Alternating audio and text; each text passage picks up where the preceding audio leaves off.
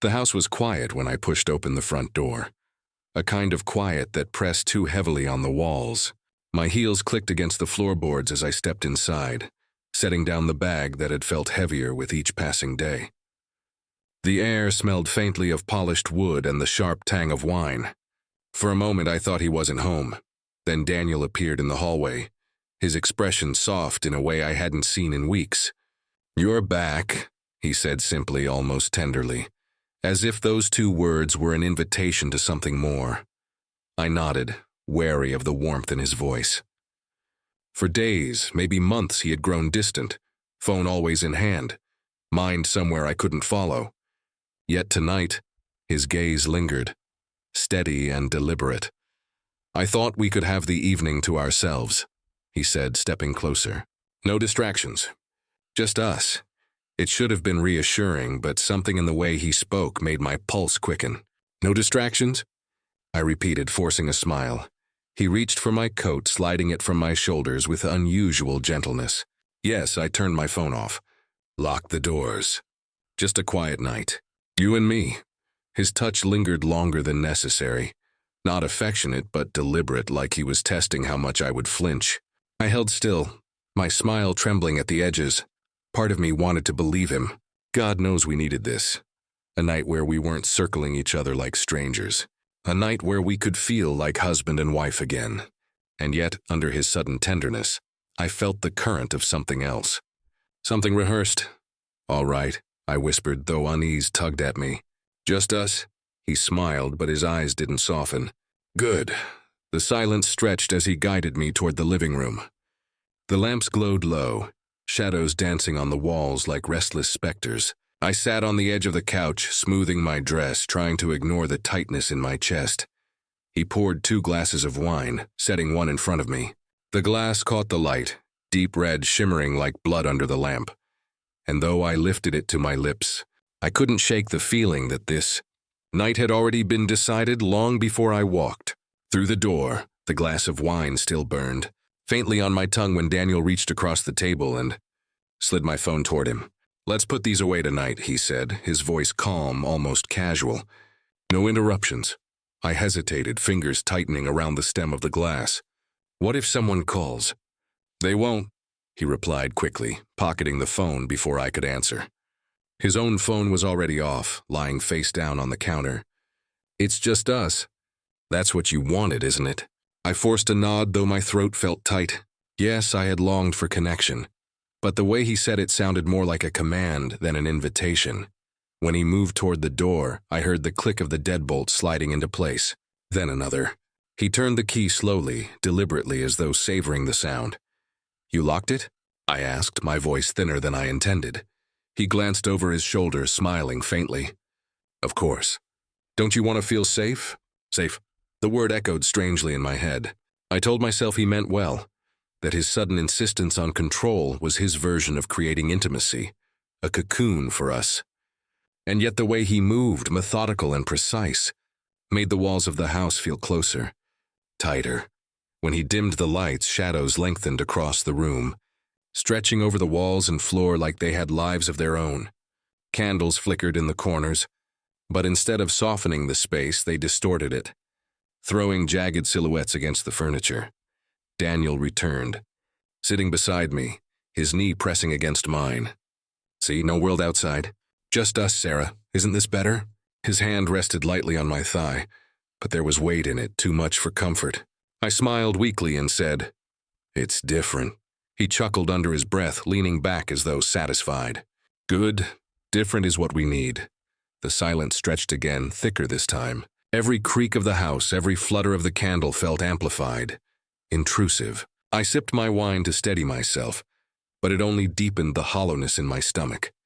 For the first time, I noticed the house didn't feel like ours anymore. It felt like his, and I was only a guest inside it. The clink of silverware against porcelain was the only sound at first, a rhythm too precise to be comforting. Daniel cut into his steak with deliberate strokes, his eyes fixed not on his plate but on me. I forced a smile, chewing slowly, though each bite felt like gravel in my mouth. "You've been working late a lot," he said finally, tone light, conversational. "Too light." Funny how you never mention what keeps you so busy. My fork hovered midair. Deadlines. Reports piling up. You know how it is. He tilted his head as though studying a specimen. Strange. I called your office once. They said you'd left early. A chill ran down my spine. He was testing me, measuring my words. I swallowed hard. Maybe they mixed it up. His smile flickered, but it never reached his eyes. Maybe. The candles between us sputtered, casting restless shadows across the table. His face shifted with each flame's twitch, kind one moment, sinister the next. Tell me, Daniel continued, voice calm. Do you still talk to your old friends? The ones who didn't approve of us? I set my fork down carefully. Not really. Life gets busy. Not really, he echoed softly, his gaze narrowing. So sometimes? The air thickened. Every word I offered seemed to twist, feeding his suspicion instead of easing it. I could feel the trap tightening. Each question disguised as affection. Each pause daring me to slip. I don't know what you're trying to say, I whispered. But even I heard the tremor in my voice. Daniel leaned forward. Elbows on the table, hands folded as if in prayer. I'm saying I want honesty, Sarah, no secrets. Tonight we clear the air. Tonight there's nowhere to hide. The words hung between us, heavier than the silence that followed. I picked up my glass to steady my shaking hands, but the wine only deepened the unease. Its taste bitter, metallic. Dinner was supposed to unite us. Instead, it felt like an interrogation, and I was already failing the test. The scrape of his chair against the hardwood made me flinch. Daniel rose slowly, pacing behind me, his shadow spilling across the table like a second presence. The warmth from the candles felt suffocating now, their glow sharpening every edge of his face when he circled back into view. Funny thing about honesty, he said, sliding something across the table. A folded slip of paper. I hesitated before opening it. A receipt dated just weeks ago from a cafe I hadn't mentioned. Stomach nodded. You said you were at the office that night, Daniel continued, his voice silk stretched too thin. But this says otherwise, I stammered. I met a friend, just coffee, nothing. His laugh cracked, harsh and brittle. He leaned in, close enough that I could feel the heat of his breath. You think I don't see it? The lies, the little escapes. Do you think I'm stupid? My pulse hammered in my ears. You're twisting this. It was just twisting? His hand slammed the table, rattling the plates. Then just as suddenly he softened, brushing his fingers lightly across mine. Sarah, I only want the truth. That's all. If you love me, why hide? The shift left me dizzy, rage to tenderness in the span of a heartbeat. It was like being dragged underwater, never sure when I could breathe again. He pulled out his phone next, screen lit with a message I thought I had erased months ago. A name, a meeting, my past, clawing its way back into the present. You told me it was over, he whispered, almost mournful. But here it is, proof. Tears pricked my eyes. It didn't mean anything. It's done. His eyes narrowed, suspicion burning hotter than grief. No, you wanted me blind. But I see now. Gaslight and fire tangled in his words, leaving me lost between guilt and defiance. I felt myself shrinking beneath the weight of his certainty, as if maybe he was right. Maybe I had driven us here. Daniel sat back, arms crossed, lips curling into a grim smile. Tonight, Sarah, we're going to strip away every lie. You and I, no more shadows. The house seemed to close in tighter, walls pressing closer. Dinner was over. The night's true battle had just begun. I don't know what snapped first, my resolve or my silence. His stare pinned me in place, unrelenting, demanding, and the longer I tried to resist, the more my defenses crumbled. You want the truth? My voice cracked. Fine, I'll give it to you. The words tumbled out before I could stop them. I told him about the man I once loved before him, how I sometimes compared them in the quiet corners of my mind. I admitted the credit card debt I had hidden, small lies meant to spare him worry that only grew heavier with time. And then, softer than a whisper, I confessed the thoughts I had written in my diary, doubts about our marriage, fleeting wishes of escape, words never meant to be read. For a moment, there was silence. My chest heaved, the weight of revelation pressing down on me. I thought maybe it would be enough. That honesty might disarm him, cool the fire in his eyes, but instead he smiled. Good, Daniel said, his tone eerily calm. Finally, we're getting somewhere. He reached into the drawer beside him and slid out a small, leather-bound notebook. My stomach dropped, my diary, pages dog-eared, corners worn. Proof that he had read every thought I believed was safe. You think I didn't already know? His voice trembled with both triumph and fury. I've been watching, Sarah, every move, every word. You can't lie to me. Not anymore. My hands shook as he flipped through the pages, reading aloud pieces of me I wanted buried. My longing for freedom, my anger at his temper, my doubts about the man I married. Each line became a weapon in his hands. You planned this, I whispered, realization sinking like ice. This night wasn't about us, it was about breaking me. Daniel leaned closer, his expression twisting into something I barely recognized. No, Sarah, it's about saving us. You've built walls of secrets. I'm tearing them down. That's love. But his grip on my wrist told another story. It wasn't love, it was possession. And as his control tightened, I felt the walls of the house shrink again, the night stretching longer, darker. The truth hadn't set me free. It had only chained me closer. His fingers dug into my wrist sharp enough to leave marks, and I realized there was no retreat left, no safe corner of the house to disappear into. His face hovered inches from mine, twisted with a mix of rage and heartbreak, as if he believed both belonged to him. You made me do this, Daniel hissed, his breath hot against my cheek. You lied, you kept secrets, you turned me into this man. I tried to twist free, nails scraping his arm, but his grip only tightened. Panic surged in me like fire. Daniel, stop. This isn't love, it never was.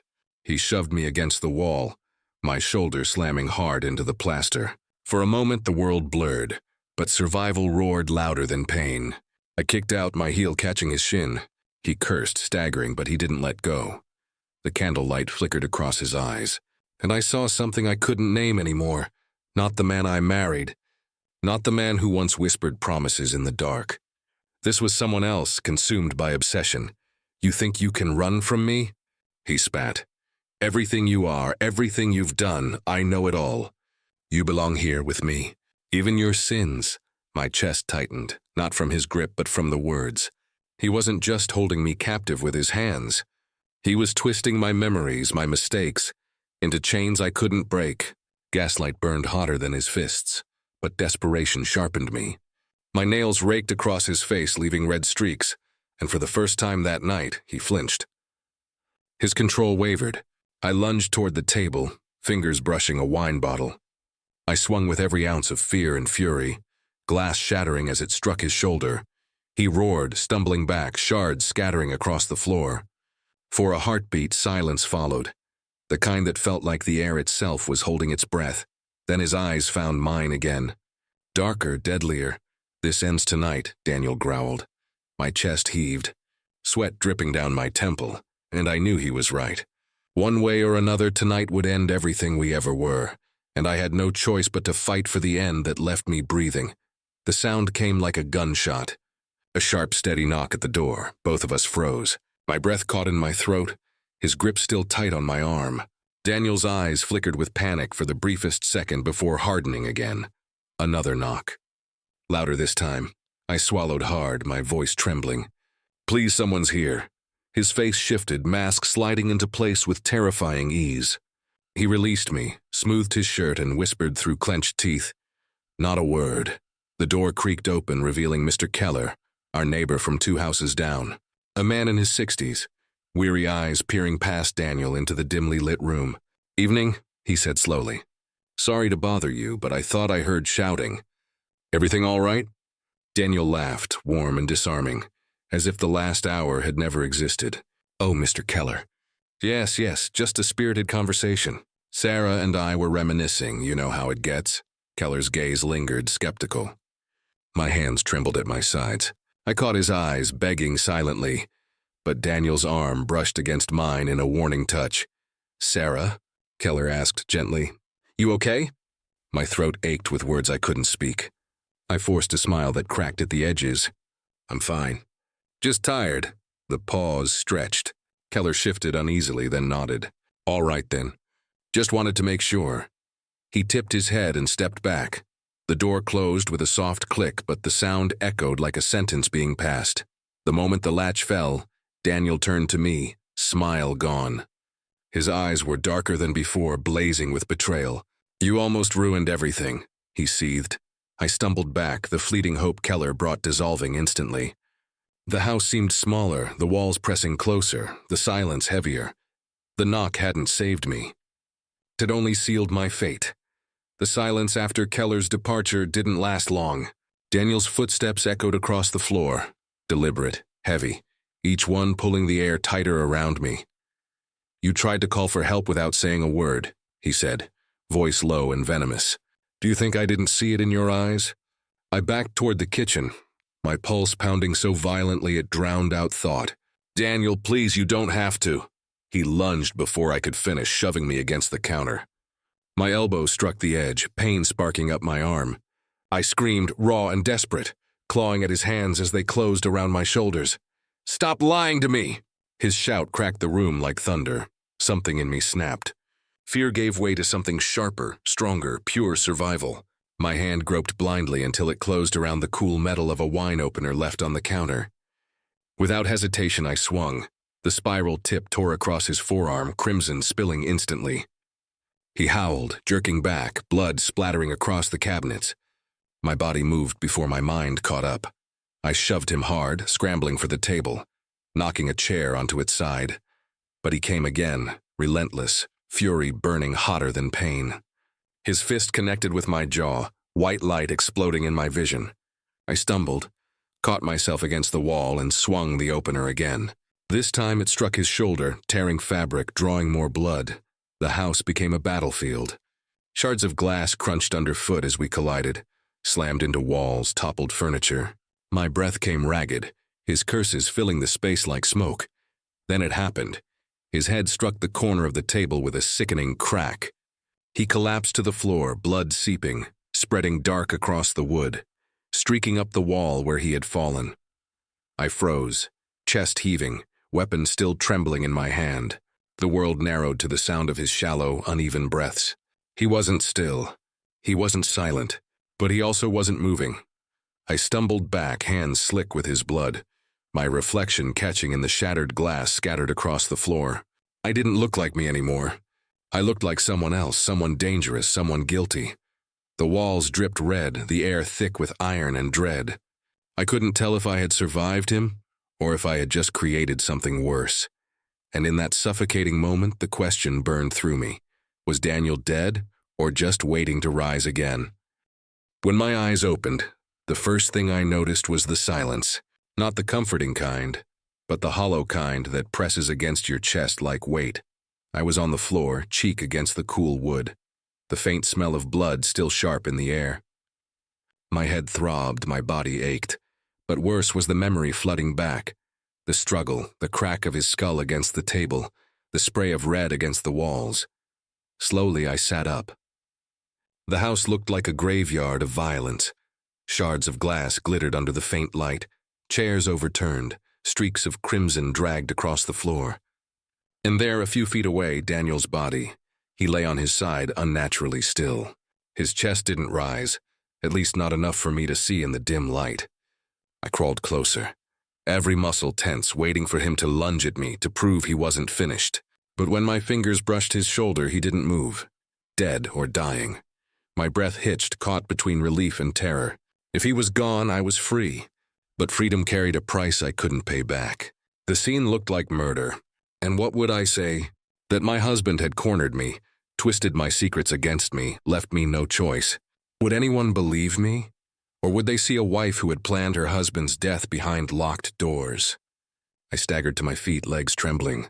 The phone sat across the room, dark, untouched since he'd switched it off. If I called the police now, there might be a chance to tell the truth before it unraveled. But then my eyes fell back to the blood, the broken furniture, the weapon still lying where I dropped it. Every detail screamed guilt. My hand hovered over the phone, shaking. Call and risk becoming a murderer in their eyes. Run and live with the label of coward, fugitive, monster. The house held its breath around me, waiting. My own reflection in the shattered glass looked like a stranger.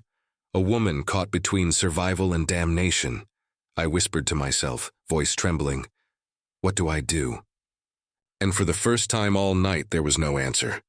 The room was cold, stripped of comfort, painted in dull gray that seemed to seep into my skin.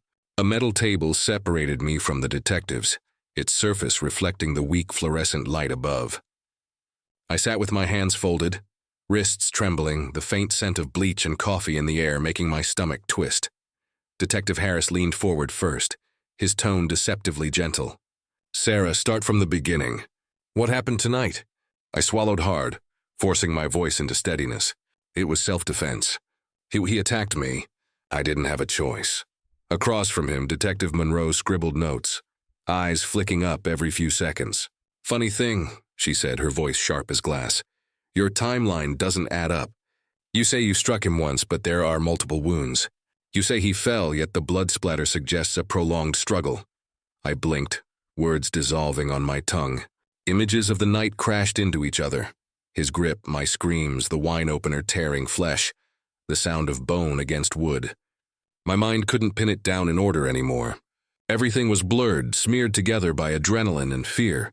I don't remember it like that, I whispered, my throat raw. Harris's gaze hardened. That's the problem, Sarah. You don't remember, but the evidence does. And the evidence doesn't lie. My pulse hammered in my ears. I wanted to scream that he had been planning it, that the cabin wasn't about love but control, that he had cornered me, stripped me down to my secrets until violence was all that was left. But even as I tried to form the words, doubt wrapped around me like a noose.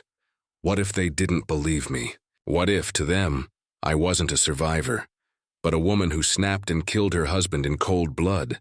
Monroe's pen scratched one final note before she looked up. You're either leaving out pieces of the truth, or you're lying outright. Which is it? The silence stretched unbearable.